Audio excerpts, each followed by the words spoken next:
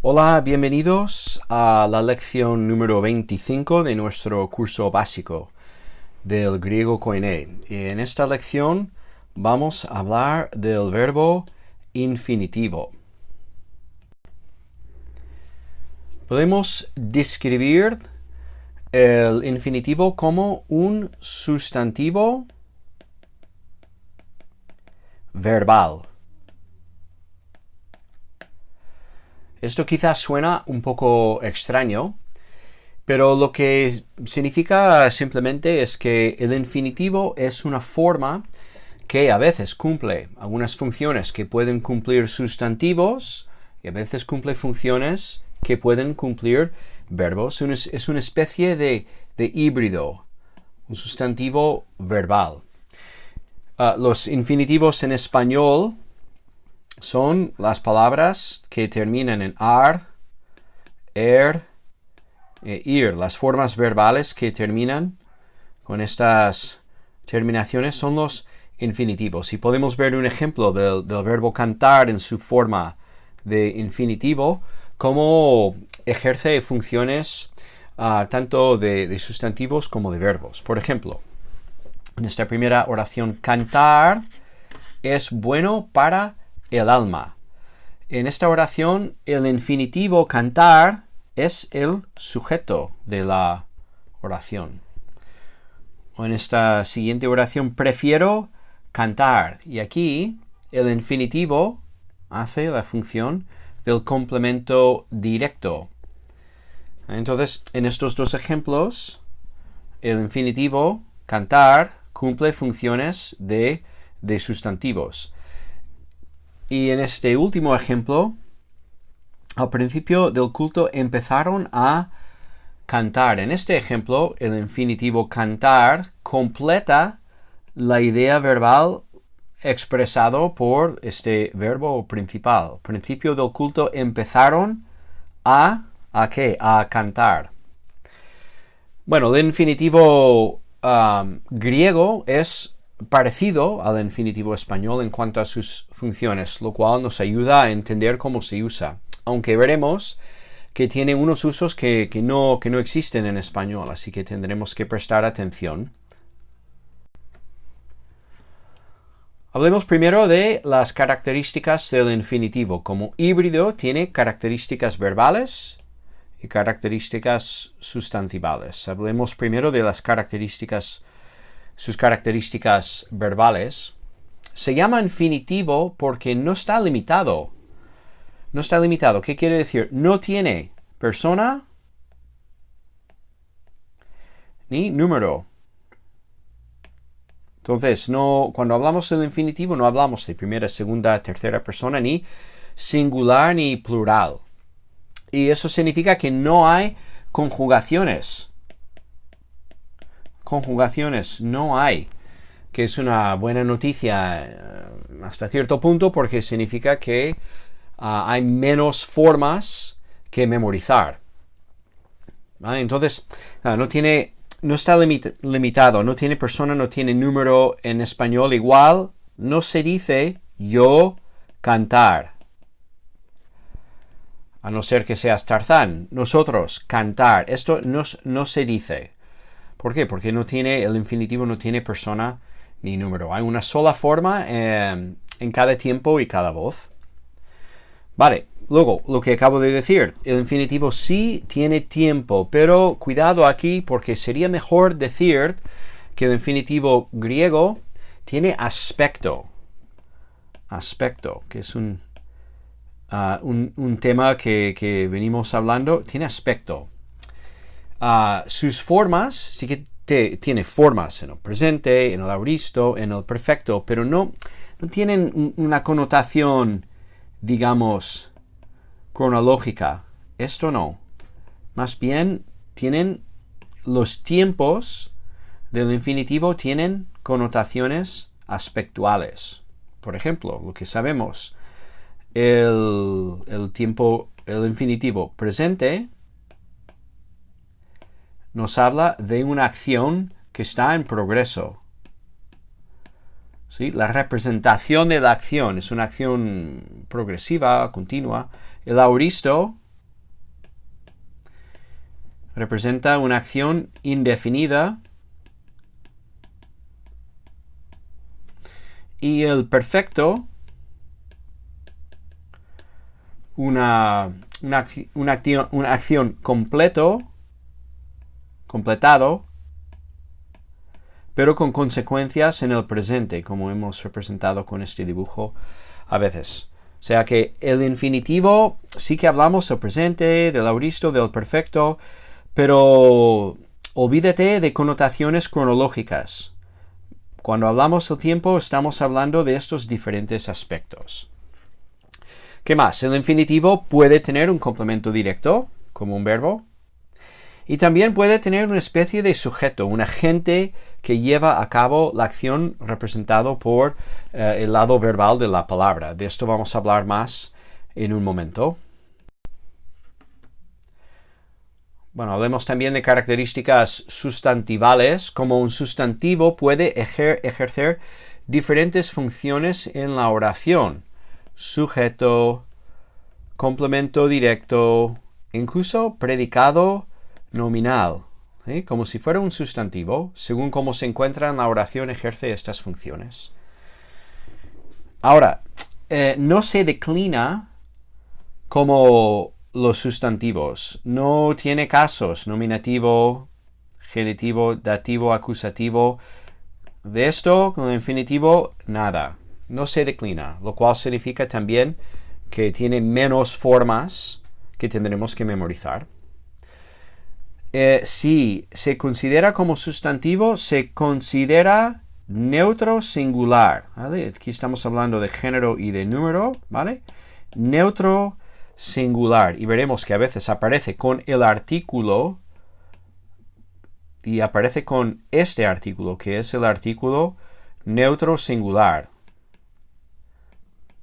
También con estos, pero también son artículos neutros singulares. La morfología. Aquí tenemos el paradigma del infinitivo, los tiempos, presente, auristo y perfecto. Hay un futuro infinitivo también, pero ocurre muy pocas veces, así que no lo pongo en este paradigma principal. Veamos algunas características destacables. En primer lugar, lo que más destaca y lo que más nos ayuda a reconocer estas formas son sus terminaciones. Esa terminación ein es muy distintiva. Y veremos, si estás leyendo el Nuevo Testamento en griego, verás varios infinitivos con esa terminación, ein. Luego, ¿qué tienen en común las demás terminaciones? Pues esas letras I, aquí, I. Ahora, cuidado, esas letras solas no te indican necesariamente que estás ante un infinitivo, porque hay otras palabras, luego, my, que acaban en alfa y iota. Incluso sustantivos de género femenino que acaban en alfa y iota, en I. ¿Vale? Entonces, si ves una palabra que acaba en I, sí que es posible, incluso probable que sea un infinitivo, pero no necesariamente. Hay que ver cómo estas letras se combinan con las otras de la palabra. Por ejemplo, aquí tenemos un tema verbal, lu, y el I sigue una sigma. Eso es característica del auristo más bien, psi, la combinación sigma-alfa. Entonces, lusai es la forma del auristo activo del infinitivo. Bien, bueno, volveremos al auristo en un momento.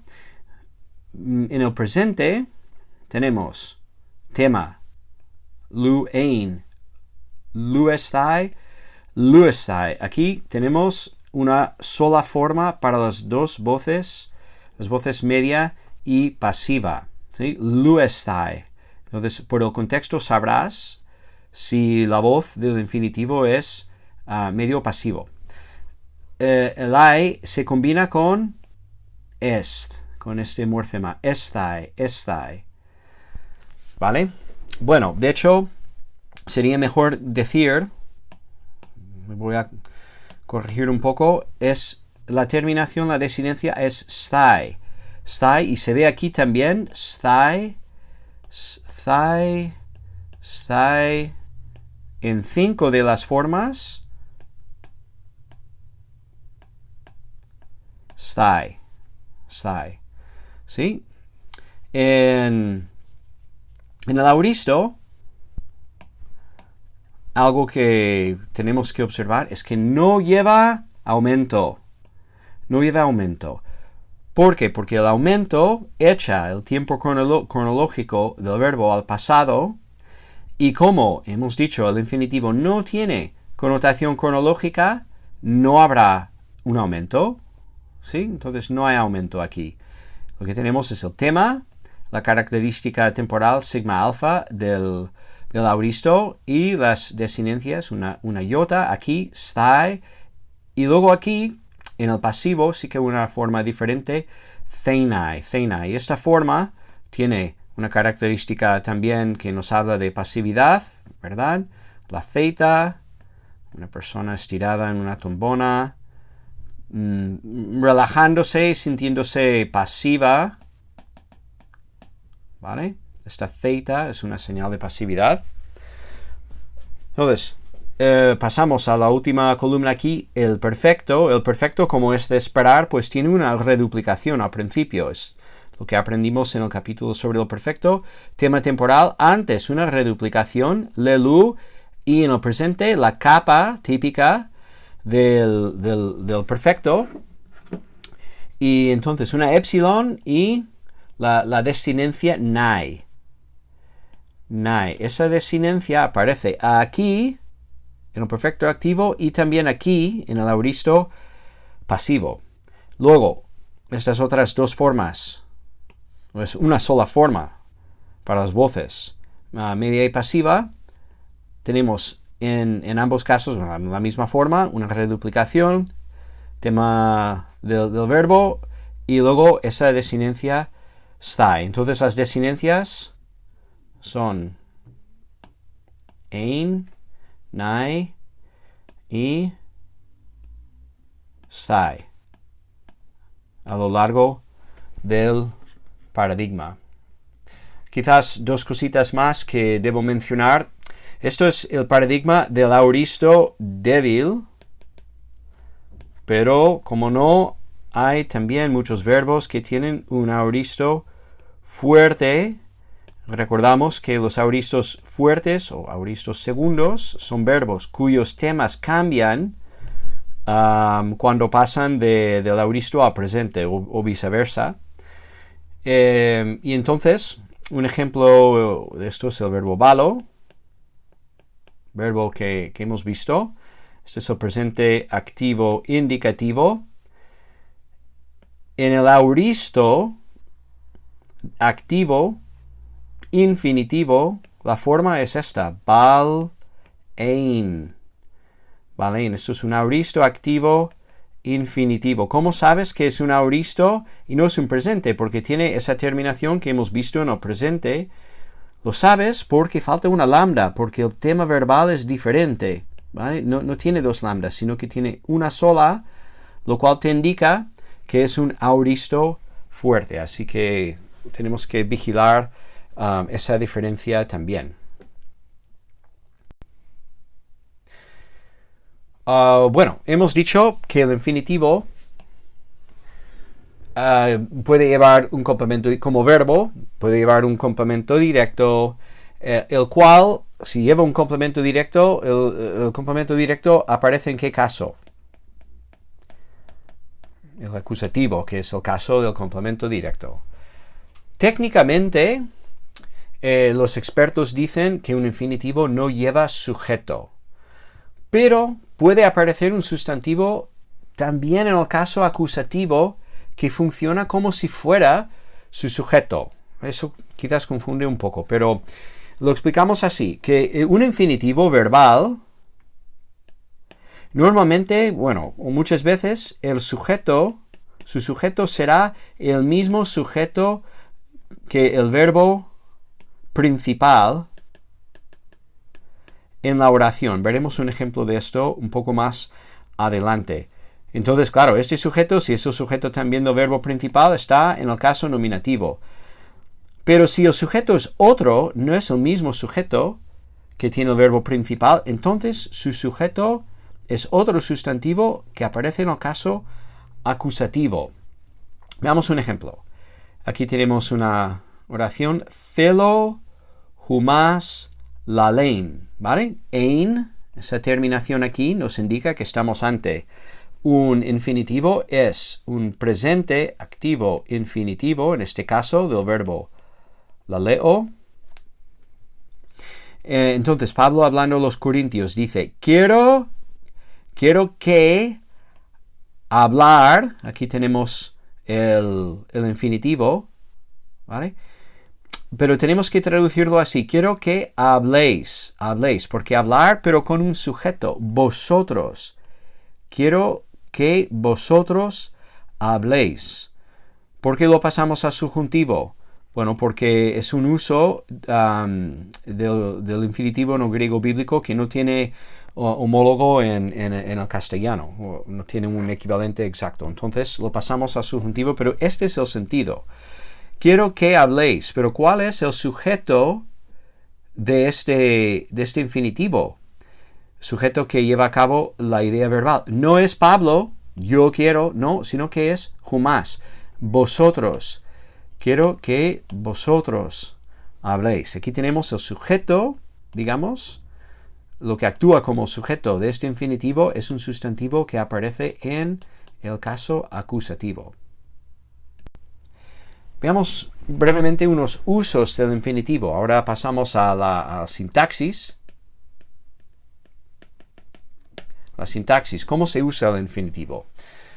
Bueno, el infinitivo, como ya hemos dicho, puede usarse como cualquier sustantivo. Puede aparecer como sujeto, complemento directo, indirecto, predicado, nominal. También en aposición. Eso es otro uso.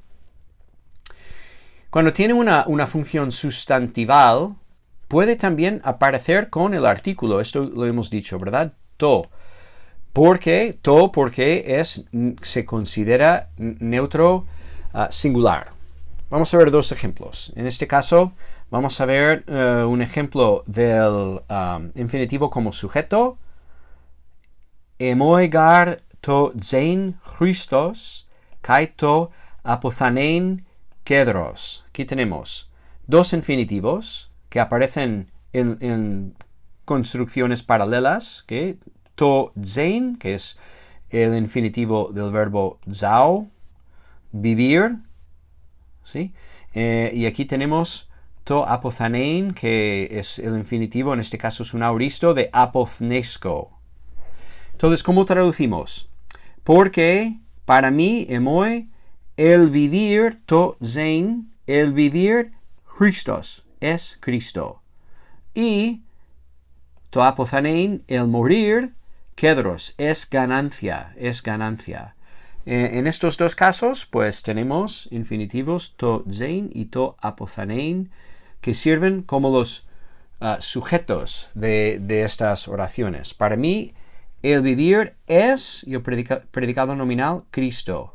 El morir es, y predicado nominal, ganancia. Veamos un ejemplo del sustantivo como el complemento directo. Kai etzeton auton kratesai.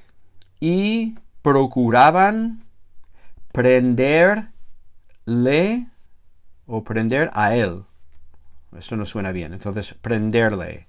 ¿Sí? Pero procuraban, en este caso, el verbo que procuraban. El complemento directo. Esto es lo que procuraban. Prenderle. Y aquí, un detalle, ¿sí? Autón está en el caso acusativo. No es el sujeto de la idea verbal de este infinitivo, sino que es el complemento directo. Procuraban prenderle. Y todo esto es el complemento directo del verbo procurar.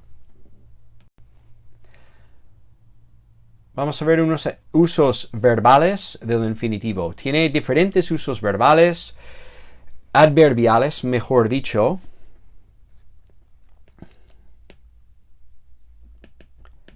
adverbiales con una alfa en vez de una A aquí al principio. Son usos adverbiales, usos complementando el verbo.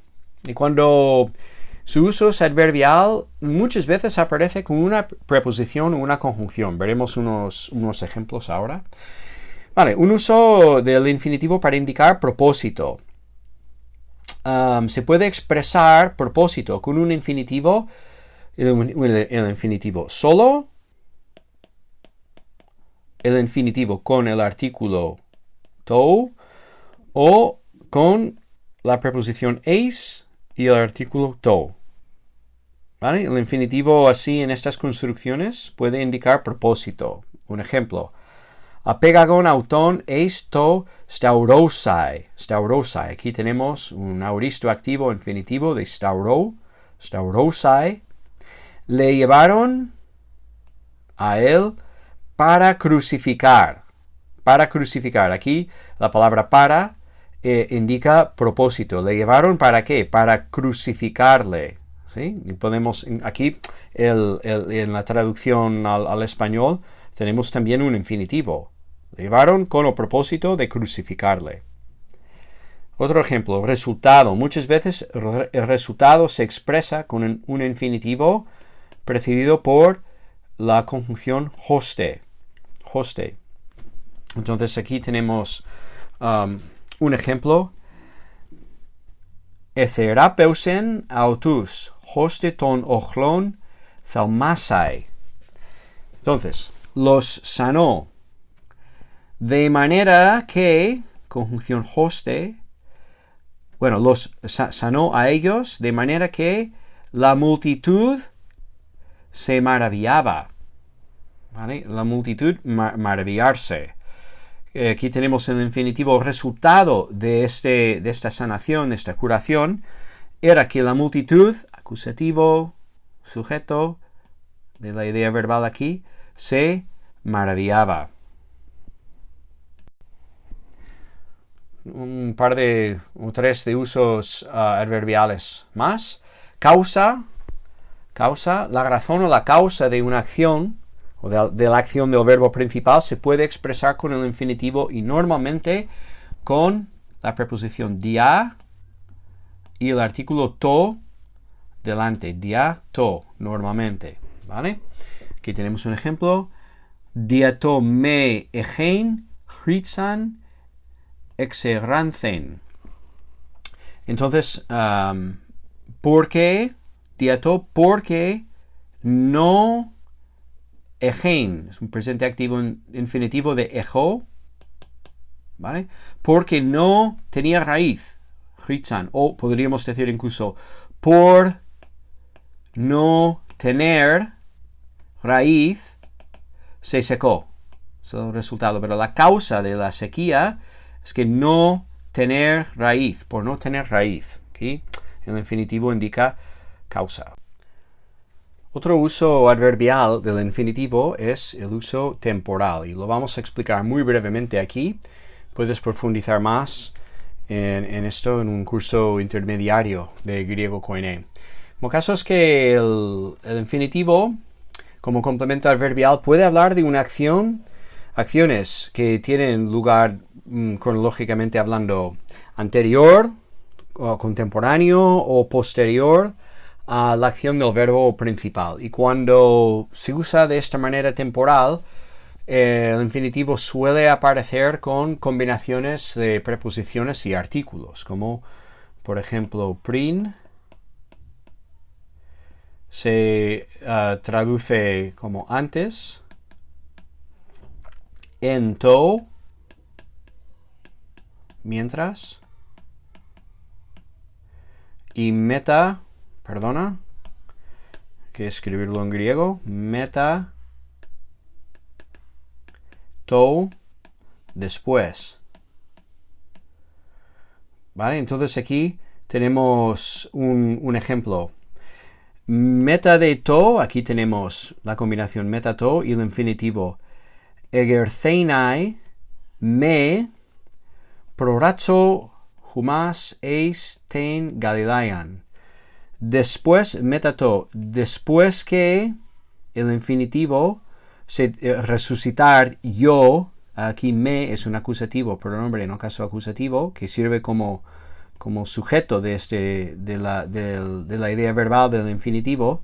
Después de que yo, hay que traducirlo al español, haya resucitado, porque si no, no suena bien, iré delante de vosotros, ¿vale? La idea después, esta traducción viene de metade, y entonces el infinitivo. Un uso tipo verbal, un uso más. Hay verbos finitos cuyos significados no son completos sin añadir algo más, algo adicional. Entonces hay verbos como buscar, desear, poder. Esos verbos que aparecen acompañados por el infinitivo que acaba completando su significado. Por eso complementario es el título de este uso. Veamos un ejemplo. Herodes thele se apokteinai.